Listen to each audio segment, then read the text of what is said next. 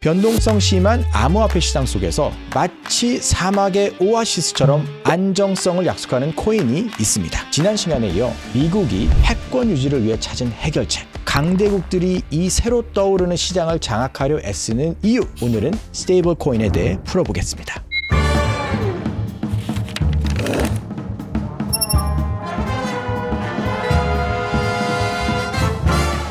지난 영상에서 미국이 자신이 쌓은 천문학적인 부채를 인플레이션이라는 방식으로 녹이려 한다는 내용을 저희가 다뤘었습니다. 하지만 문제는요, 그렇게 하려면 누군가가 계속해서 미국의 국채를 사줘야 한다는 컨디션이 있어요. 그런데 지금 그 누군가가 점점 사라지고 있습니다. 일본도, 중국도 손을 떼고 있습니다. 그런 상황에서 미국이 새롭게 주목한 이것, 바로 스테이블 코인입니다. 간단하게 스테이블 코인에 대해 설명을 하자면요, 스테이블 코인은 실제 돈, 주로 이제 미국 달러죠, 가치를 1대1로 따라가도록 설계된 디지털 화폐입니다. 비트코인도 그렇고 이더리움도 그렇고 코인들이 막 들쑥날싹 올라갔다 내려갔다 주실 것 같은데, 다른 코인과는 달리 항상 1달러로 고정된다는 점에서 안정적인 코인이라는 이름이 붙었습니다. 간단하게 말하면 현실에서 우리가 사용하는 현금이 그대로 디지털화가 된 거라고 보시면 돼요. 그러면 이 스테이블 코인이 왜 이렇게 빠르게 성장했을까를 보면, 첫째, 암호화폐 시장의 안전한 피난처로 쓰이기 때문입니다.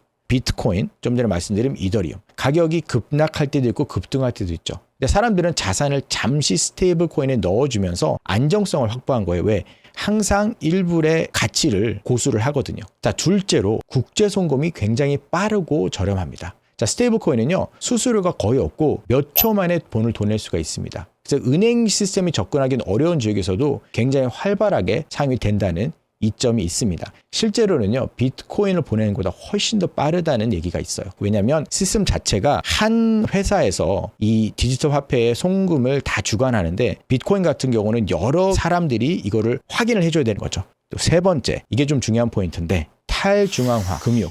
보통 저희가 Decentralized Finance를 저희가 줄여서 DeFi라고 하는데, 이 탈중앙 금융의 핵심 인프라로 활용이 된다는 겁니다. 그러니까 한마디로 은행 없이 DeFi, 탈중앙화 금융 시스템에서 스테이블 코인은요, 필수적인 기본 자산으로 쓰인다는 겁니다.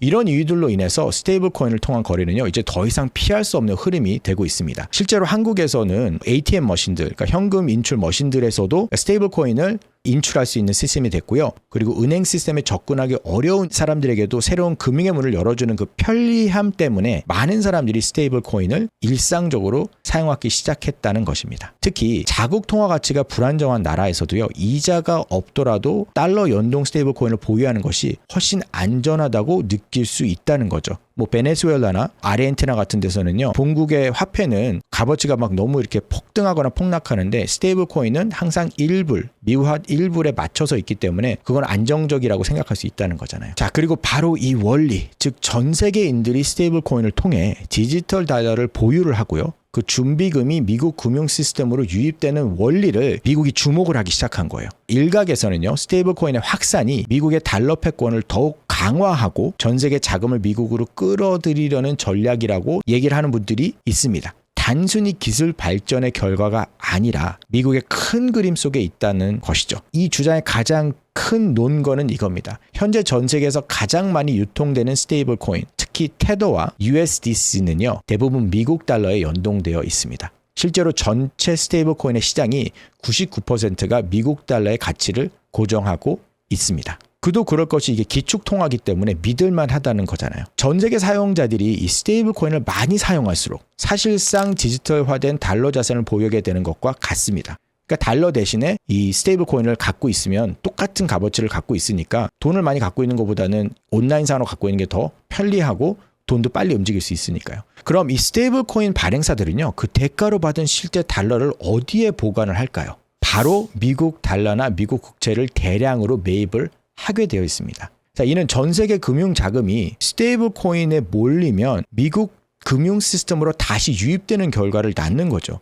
미국에서는 너무 좋은 거죠. 안 사는 국채를 팔 수 있는 길이 생긴 거잖아요. 그러니까 지금 미국의 국가 신용도가 좀 낮아지고 달러 가치도 낮아지고 다른 나라들과 세계 각국의 은행들도 국채 사는 걸 꺼려하고 있는 와중에 미국이 이 스테이블 코인 가치를 발견하게 된 거잖아요. 특히 올해 하반기에는요, 약 2조 1천억 원 달러 규모의 신규 국채를 발행을 해야 돼요. 그러니까 지금 나라가 적자를 국채를 발행해서 돈을 빌려서 그거를 또 막고 이런 지금 카드 돌려막기를 해야 되는 상황이거든요. 이 많은 국채를 누군가는 사줘야지 갚을 수 있잖아요. 이런 상황에서 스테이블 코인 시장의 성장은 미국에게는 정말 가뭄의 담비와 같은 빛 한 줄기 같은 하나의 수단이 된 거죠. 가뜩이나 흔들리고 있는 달러 패권을 강화하는 동시에 막대한 국채 발행 부담을 덜 수 있는 중요한 전략이 될 수 있습니다. 자, 미국 정부는요, 이러한 흐름을 더욱 가속화하려는 움직임을 보입니다. 뭐 당연히 해야죠.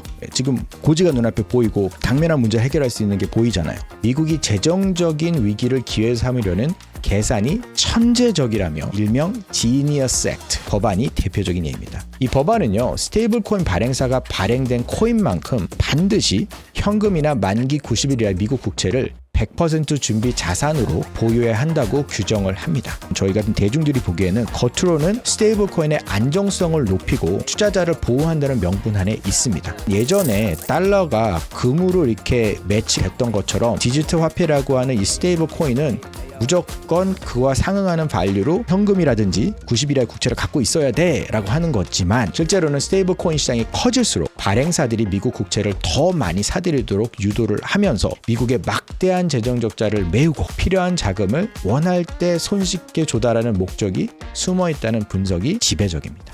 자, 이 스테이블 코인은요, 발행사에서 발행한 현금이나 안전자산을 실제로 갖고 있어야 하는데, 그동안에는요, 이 준비금이 진짜로 존재하는지 외부 감사로 증명되는지 여전히 논란이 굉장히 많았습니다. 대표적으로요, 현재 가장 많이 통용되는 테더는요, 수년간 준비금 공개가 불투명해서 여러 차례 논란에 휩싸이기도 했습니다. 그래서 이 지니어스 액트를 통해서 규제가 강화될 예정이고, 이에 따라서 현재 1대1로 준비금을 보유하고 있는 서클사의 USDC가 각광을 받고 있다는 겁니다. 미국이 달러 패권을 강화하려는 움직임이 보이는데 다른 나라들은 그냥 가만히 보고 있을 수가 없겠죠. 전 세계 많은 국가들이요, 미국의 스테이블 코인 공세에 맞서 중앙은행 디지털 화폐를 줄여서 CBDC라고 하는 새로운 디지털 화폐의 개발에 아주 박차를 가하고 있습니다. 중국은요, 디지털 위환화를 빠르게 확산시키고 있고요.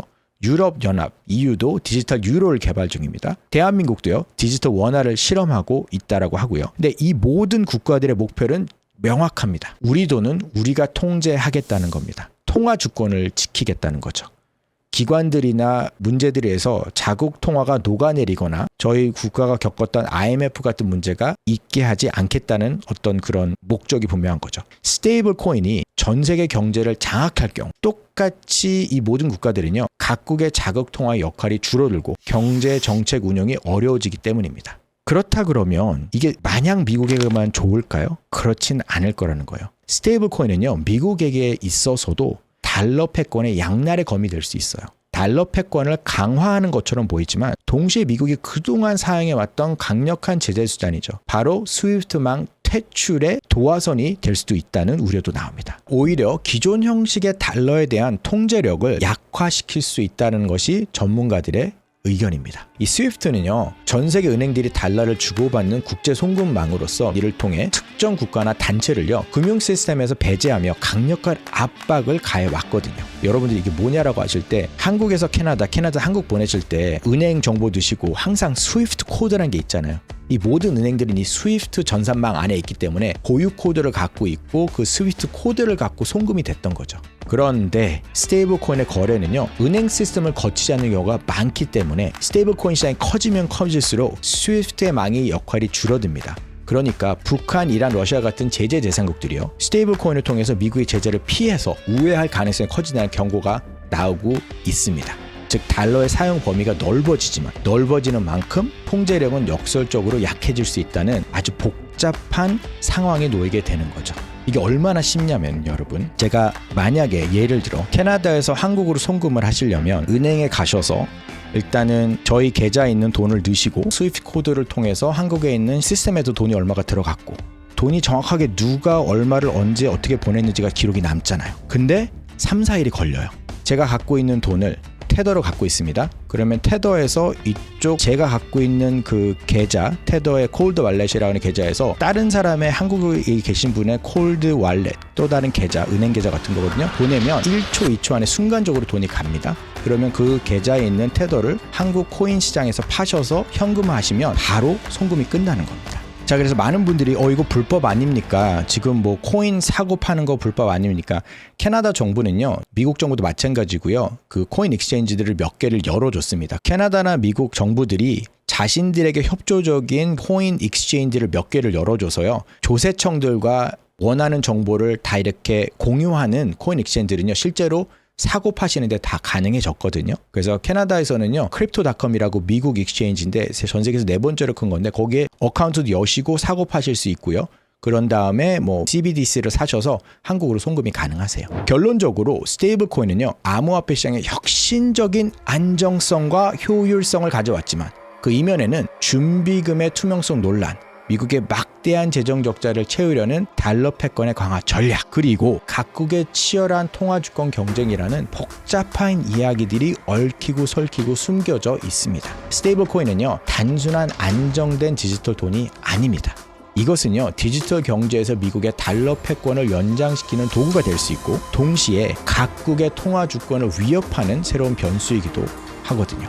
자, 이제 스테이블 코인은요, 금융기술이 아니라 국가 전략이 되었습니다. 자, 오늘은 스테이블 코인에 대해 알아봤는데요, 쉽지는 않습니다. 그렇지만 이 거대한 변화의 흐름을 이해하고 그 뒤에 숨겨진 이야기들을 계속해서 주목하려는 노력에는 오늘처럼 힘든 내용도 한번 숙지하시는 게 좋습니다. 자, 스테이블 코인에 대한 여러분의 생각은 어떤지, 또 이 변화 흐름 속에서 우리는 무엇을 준비해야 할지 여러분의 생각을 댓글에 자유롭게 공유해 주시고요. 다음 시간에도 저는 흥미로운 이야기로 다시 찾아뵙겠습니다. 구독과 좋아요 부탁드리고요. 오늘도 시청해 주셔서 감사합니다.